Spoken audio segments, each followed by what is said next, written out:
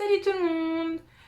Tout d'abord, je tiens à vous souhaiter une bonne et merveilleuse année, en espérant qu'elle aille mieux que les 2 années précédentes.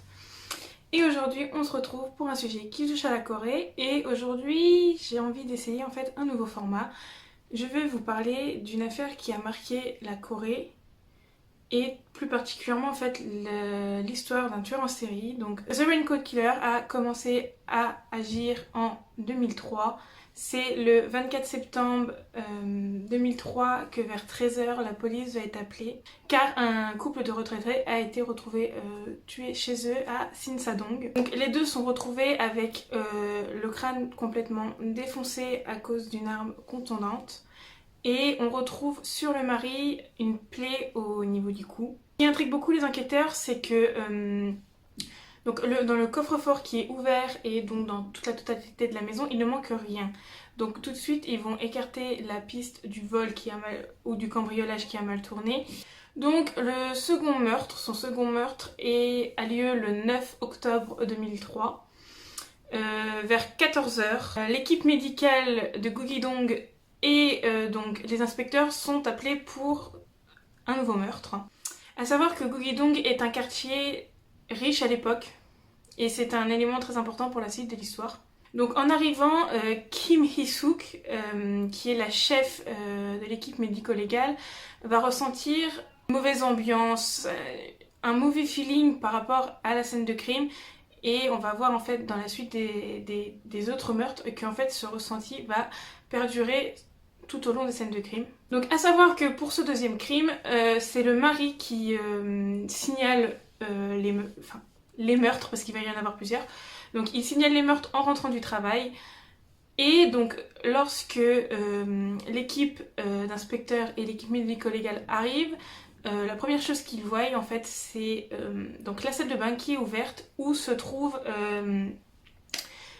donc la grand-mère qui vivait dans la maison. Donc elle se retrouve allongée au sol et un peu plus loin devant l'évier de la cuisine en fait on va remarquer que se trouve la femme donc de l'homme qui a averti du meurtre. Et on va se rendre compte en fait qu'à l'étage il y a se trouve le corps du fils.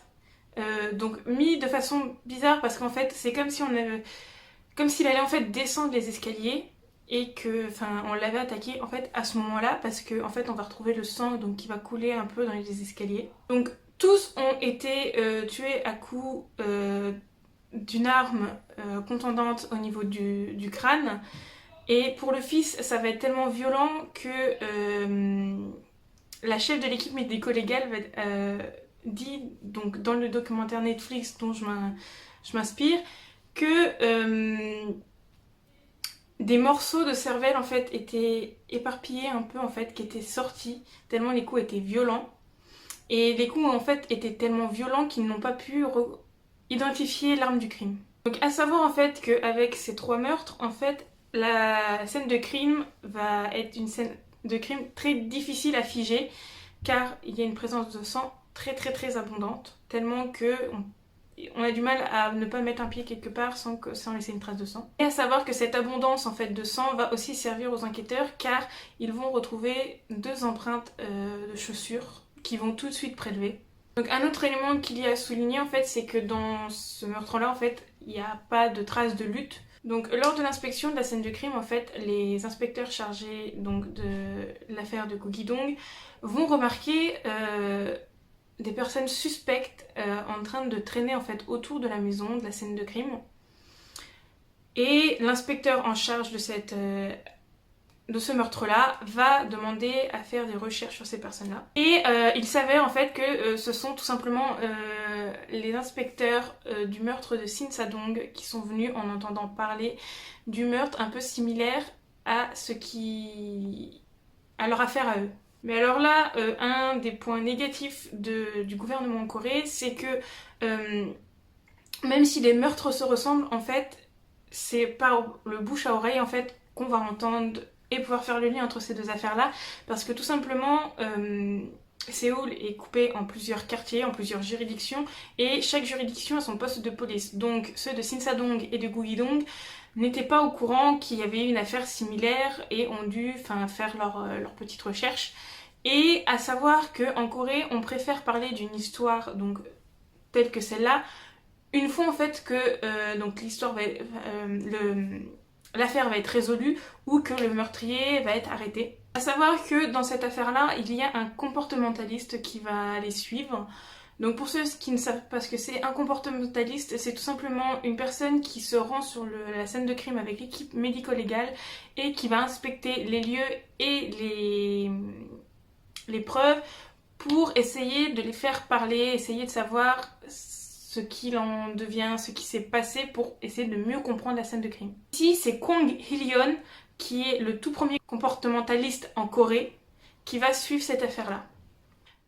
En se rendant sur les 2 premières scènes de crime, il va se rendre compte en fait qu'il n'a jamais vu, ou il en déduit qu'il n'a jamais vu une arme du crime pareille, parce que vraiment les coups sont violents. Donc pour le moment, je vous rappelle, ils ne savent pas quelle est l'arme du crime.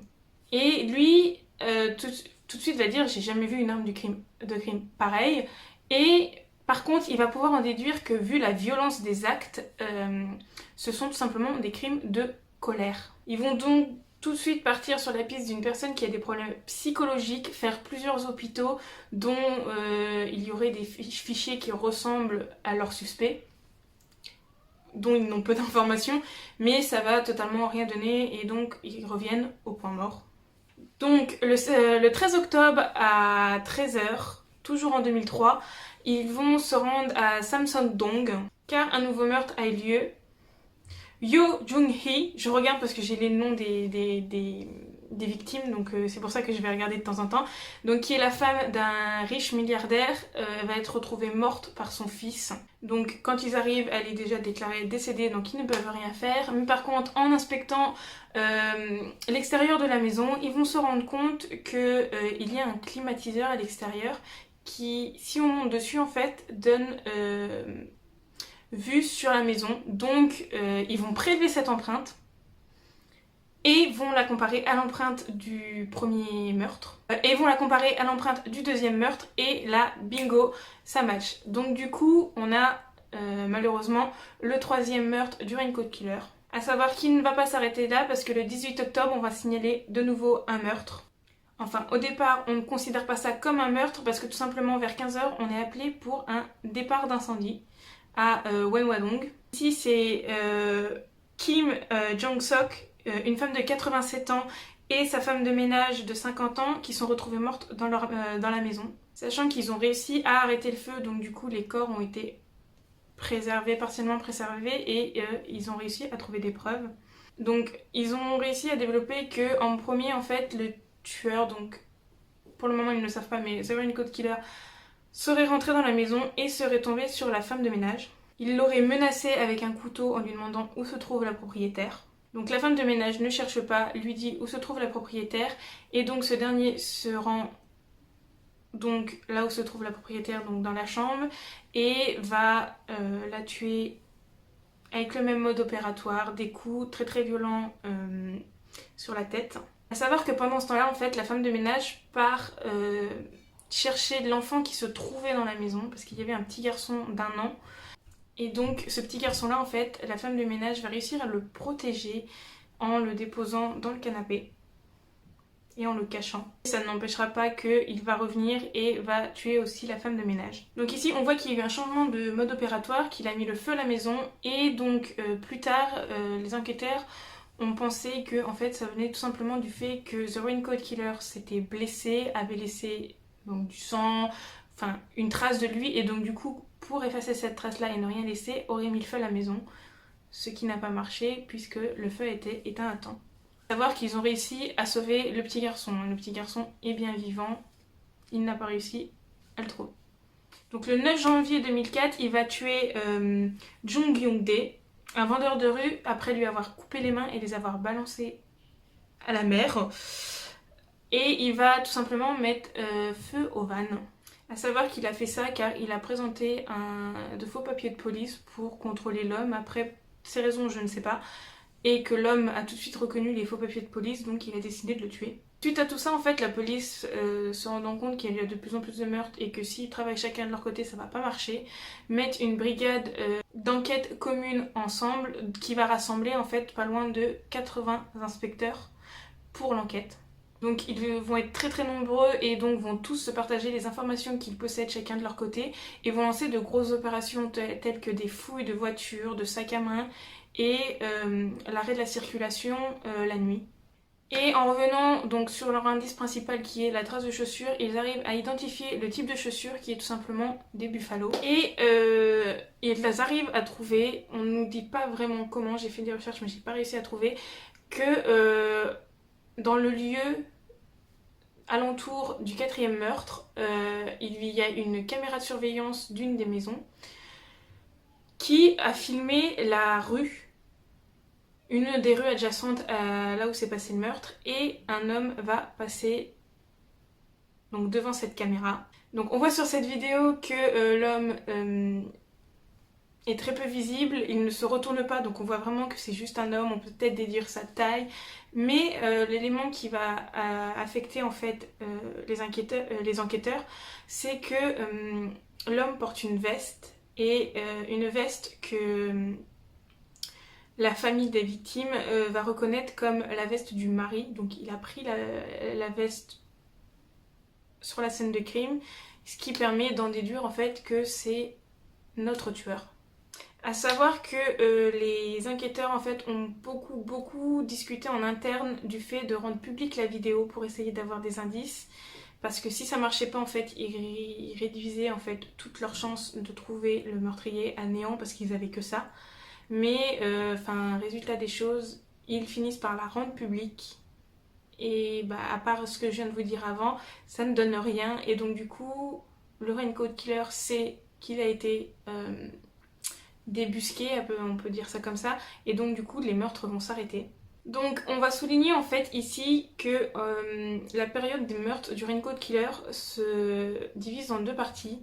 Donc en première partie, donc on a justement les meurtres des personnes âgées qui sont des personnes riches, dont je vous ai souligné qu'ils vivaient dans des quartiers riches.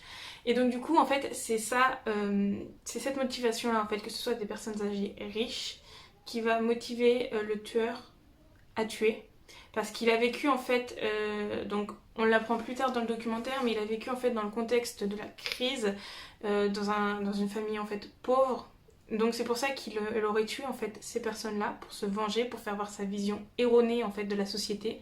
Ensuite, la seconde partie en fait concerne des prostituées, parce que oui, il va recommencer et va s'en prendre à des prostituées, et ça en fait ça serait un facteur donc sexuel tout d'abord, et ensuite lié tout aussi à son passé. On va voir qu'il se définit comme quelqu'un qui a été choisi en fait pour punir les femmes. Et cela en fait à cause de son contexte, parce qu'à savoir qu'il a été marié à une ancienne masseuse, donc une femme sortie du monde de la prostitution. Et donc cette femme-là en fait, en apprenant ce qu'il fait, va vouloir demande le divorce, qui est accordé.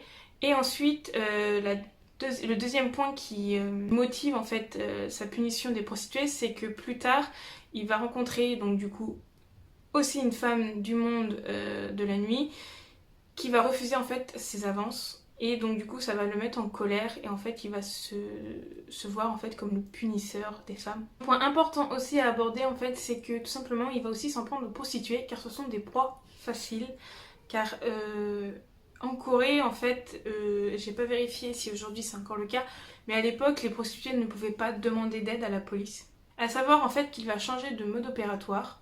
Au lieu de se rendre chez les victimes, là tout simplement il va faire appel, donc il va appeler donc les services. Donc il y a des prostituées ou des masseuses qui se rendent en fait chez les personnes, donc à domicile. Donc il va faire appel à ce genre de personnes là. Donc les jeunes filles vont arriver chez lui, il va commencer en fait simplement, normalement, à leur causer, des fois manger avec quelques-unes, et donc après avoir fait ses petites affaires, au moment où la prostituée en fait va se rendre dans la salle de bain pour partir, se repréparer et partir, il va tout simplement en fait attraper l'arme du crime qui est posée sur l'étagère dans la salle de bain et donc va s'occuper de tuer les jeunes filles dans sa baignoire et nettoyer ensuite. C'est horrible à dire comme ça, hein, mais il fait ça vraiment comme ça, quoi. Il les tue dans sa baignoire. Donc c'est aussi à ce moment-là en fait de la série qu'on apprend en fait qu'il utilise une masse pour défoncer le crâne donc de ses victimes. Et ensuite, en fait, il va tout simplement les découper en, attention, la précision qui est très importante, en 16 ou 18 morceaux pour pouvoir les disposer dans des sacs plastiques. Et pourquoi en 16 et 18 morceaux en fait? Parce qu'il a été tellement loin dans son histoire, enfin dans ses projets, que en fait il a fait faire à l'hôpital une radiographie complète de son corps en fait, pour pouvoir savoir comment découper un corps en gagnant en fait de l'optimisation de place pour mieux les déplacer ensuite. Et pour éviter en fait tous les soucis liés à l'odeur, tout ça, donc après avoir mis les morceaux de corps, oui, dans les sacs plastiques, en fait, il va tout simplement mettre du kimchi, donc qui a une odeur très très forte, pour cacher en fait l'odeur de putréfaction. Et ensuite, il se rendra dans un terrain vague qui se situe derrière un temple qui est vide. Enfin, pas le temple, hein, le terrain vague est totalement inhabité, personne n'y passe. Et donc du coup il va se rendre là et en fait enterrer les corps. Donc à savoir qu'en tout il tuera comme ça 9 prostituées et que avec ce mode opératoire là en fait on va se rendre compte que le temps entre chaque meurtre qui était avant de 1 par mois va arriver à passer à 1 par semaine, qui est en fait un rendu énorme. Donc 2 jours après son dernier meurtre, il va commettre l'erreur qui va lui être fatale, car il va tout simplement en fait se servir du téléphone d'une des prostituées qu'il a tuées pour appeler donc un proxénète, sauf que en fait le proxénète va se rendre compte que c'est le numéro d'une de ses filles qui a disparu il n'y a pas longtemps, sachant que ce proxénète là, avant d'être proxénète, était un ancien gendarme, enfin un ancien, oui là-bas un ancien gendarme, donc en fait du coup il va tout simplement se faire avoir parce qu'en fait l'homme va appeler un des inspecteurs et l'inspecteur va se rendre très très très vite à Sinchon pour justement essayer d'attraper le plus rapidement possible le tueur. Sachant qu'en plus de ça, en plus d'être un ancien flic, tout simplement c'est un des informateurs. Donc du coup, le tueur aurait pu appeler une autre personne, ça aurait arrangé toutes ses affaires, mais là, pas du tout. Et donc du coup, l'inspecteur et donc du coup l'informateur vont tout simplement en fait tout de suite dire en fait que pour réussir à l'avoir, il va falloir un appât.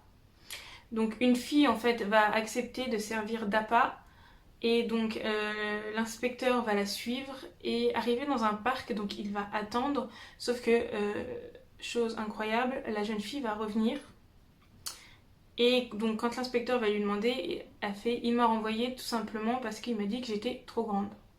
Et là en fait on fait le lien avec les prostituées, tout simplement elle était trop grande en fait pour entrer dans la valise, même s'il découpait le corps. Et en fait, il tuait les femmes selon un tel gabarit pour que en fait, ça arrange ses affaires à lui.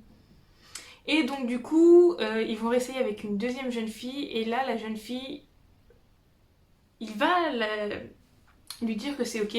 Et donc du coup, en fait, lorsque la jeune fille va le suivre, elle va se rendre compte qu'en fait, il est louche, que c'est totalement en fait l'homme qui recherche. Et elle va appeler l'inspecteur. À savoir que quand l'inspecteur arrive avec ces hommes, The Raincoat Killer en fait était en train de manger les papiers donc des prostituées, donc je pense pour essayer de cacher ou de faire disparaître les preuves, sauf que ils vont réussir à le maîtriser. Ils vont quand même se rendre compte que c'est un homme très très compulsif et colérique parce qu'ils vont être pas loin de 5 pour pouvoir le menotter et ça a été très, très difficile, mais enfin ils l'ont. Ils ont réussi à l'arrêter et donc du coup il est emmené au poste de police. Donc c'est donc le 15 juillet que ils vont avoir l'identité du Raincoat Killer qui est Wo Young-chul. Et à savoir qu'à ce moment-là, en fait, ils l'arrêtent juste sous la base de soupçons parce qu'ils peuvent pas tout de suite l'inculper de meurtre puisqu'ils n'ont pas de preuves. Et lors des interrogatoires, en fait, Young-chul va tout simplement avouer les meurtres des personnes âgées et en disant, je cite, ces 4 meurtres, c'est moi qui ai tué ces vieilles peaux. Donc on voit en fait qu'il a aucune compassion ni rien, enfin il regrette pas du tout son geste. Lors de l'interrogatoire, il va se passer quelque chose de totalement incroyable. Enfin, on peut pas dire incroyable parce que c'est triste à dire, mais il va se passer quelque chose de complètement stupéfiant. C'est que donc lors de ces nombreux interrogatoires, il va tout simplement faire une crise d'épilepsie et se mettre à convulser et va demander à ce qu'on lui enlève ses menottes. Chose normale parce qu'un épileptique qui convulse a beaucoup de force et donc il pourrait se casser les bras en convulsant comme il a les mains attachées, donc il le détache. Et c'est un détail que j'ai pas réussi à comprendre, c'est que donc quand il va se remettre, en fait, il le remet en salle d'interrogatoire, il ne le rattache pas. Donc lorsque l'inspecteur va sortir de la salle, Young-chul va attendre un tout petit peu et va le suivre. Et on a même les caméras donc de surveillance où en fait on voit Young-chul sortir. Et il sort en fait comme si de rien n'était, parce qu'en fait tout simplement tous ceux qui vont le croiser en fait en ayant vu l'inspecteur un peu avant, va tout simplement croire qu'en fait Young-chul le suit, que l'inspecteur l'a sous sa garde, alors qu'en fait pas du tout. Quand il va revenir, la salle est vide et donc tout de suite tout le monde va partir à sa recherche, mais ça va rien donner. Toute la nuit ils vont le chercher, ça ne donne rien. Sachant que lui, pendant ce temps-là, donc pendant la nuit, est rentré donc chez sa mère et sa sœur, là où il habitait de base, pour en fait jeter donc le sac, la masse et en fait tous les objets qui ont servi pour les meurtres, pour les jeter dans les poubelles du quartier. Mais sa cavale va être de courte durée parce que donc du coup comme il s'est échappé, les inspecteurs remettent en route les fouilles des sacs, des voitures, tout ça. Et il va tout simplement en fait passer sur un passage piéton non loin d'inspecteurs qui faisaient donc leur fouille. Et un des inspecteurs dit même qu'il était en train de se passer un œuf autour de l'œil, donc je pense pour essayer de faire disparaître un bleu. Et c'est tout simplement là qu'ils vont l'avoir et résultat, il se fait de nouveau arrêter. Et des inspecteurs ont été loin d'être bêtes parce que comme les prostituées étaient ses cibles actuelles, ils se sont dit il va essayer d'y retourner, donc du coup ils se sont mis donc près du quartier des prostituées et donc c'est là qu'ils ont réussi à l'avoir. Donc lorsqu'ils le rattrapent, ils le remettent de nouveau en interrogatoire en cellule et lors de ces interrogatoires là en fait il leur avoue tout simplement que s'il ne l'avait pas arrêté de nouveau, il aurait continué, qu'il aurait eu aucun scrupule à continuer, il aurait continué tant qu'il aurait pu, qu'il aurait peut-être pu arriver à tuer plus de 100 personnes. Il dessinera aussi les 4 scènes de crime, donc des personnes âgées avec minutie, avec des détails que seul lui pouvait connaître. Et c'était un moyen en fait pour lui de montrer qu'il était supérieur, de se montrer supérieur, et c'était un problème qu'il avait là-haut. Et qui montre aussi en fait qu'il n'avait aucune compassion pour ses victimes. Et il va donc un peu plus loin quand ils vont déterrer les corps. Il va tout simplement en fait parler de ses crimes avec plaisir, avec fierté même je dirais, et en fait va tout simplement faire une déclaration que je trouve quand même un peu choquante et qui montre qu'il a vraiment un problème psychologique. Il va faire une déclaration très très choquante aux journalistes. 계기로 여성들이 함부로 뭐 몸을 놀리거나 하는 일이 없었으면 하고 부유층들도 좀 각성했으면 합니다. Et donc pour essayer d'avoir une preuve, donc une fois qu'ils auront déterré les corps, la chef de l'équipe médico-légale en fait veut avoir un lien ADN en fait et va se rendre compte que s'ils font la procédure, enfin je sais plus comment ils appellent ça, mais c'est une procédure qui serait trop longue, donc du coup la chef de l'équipe médico-légale va prendre les mains des victimes, de chaque victime, et essayer plusieurs fois d'essayer d'avoir leurs empreintes pour avoir une concordance et essayer de retrouver le nom des victimes, et elle va faire ça pendant toute une journée avec son équipe, mais résultat elle va réussir à retrouver le nom de tout le monde. Une partie qui m'a beaucoup choquée dans le documentaire, j'en rigole là mais enfin, c'est un rire nerveux, c'est donc la fouille de son appartement à lui. Quand ils sont arrivés en fait c'est un appartement normal, c'est à partir du moment où en fait ils se sont servis du luminol. Donc je pense que pour ceux qui regardent des séries Donc pour ceux qui ne savent pas, en fait, le luminol, c'est un produit qui, en contact du sang et d'une lumière violette, va du coup faire apparaître dans le noir toutes les traces de sang. Et les inspecteurs disent que quand ils sont arrivés dans la salle de bain, tout s'est illuminé, du sol au plafond, et que, enfin, le plafond, enfin, on savait même plus en fait où étaient les murs, où était le plafond, enfin, si on comparait avec le luminol, parce qu'en fait le plafond en était rempli. Et donc en fouillant en fait les alentours, les inspecteurs vont trouver donc, le sac avec la masse. Ils tiennent enfin l'arme du crime. Mais ils vont être obligés de faire des tests ADN dessus, donc ils vont la démonter, aller chercher entre la masse et le bois, donc pour avoir, et ils vont tout simplement retrouver des traces de sang. Ça y est, ils tiennent enfin donc leurs preuves pour inculper Yo Young-chul. J'ai du mal avec les prénoms, excusez-moi. Et à savoir que la masse, en fait, c'était une petite masse en fait avec un petit manche. Sachant qu'en fait c'était un plus grand manche avant, mais il l'avait découpé en fait pour une meilleure maniabilité. Young-chul avoue donc 21 meurtres et donc le 6 septembre 2004 il va faire ses excuses à la famille. Mais vraiment, avec aucune compassion, il avoue ses meurtres mais dit que voilà, s'il arrive à s'en sortir il continuera quoi. Donc, 2 semaines plus tard, en fait, il devait donc comparaître devant 3 juges, mais sachant que la nuit avant le procès, il va tout simplement faire une tentative de suicide qui va donc repousser le procès. C'est donc le 13 décembre qu'il va être déclaré coupable de 20 meurtres et donc la seule sanction qu'il avait c'était donc du coup la condamnation à mort. Il est envoyé donc dans le couloir de la mort du centre de détention de Séoul, sachant que actuellement il y est toujours, il s'y trouve toujours, il n'est pas mort, hein, il y est toujours. Et donc du coup,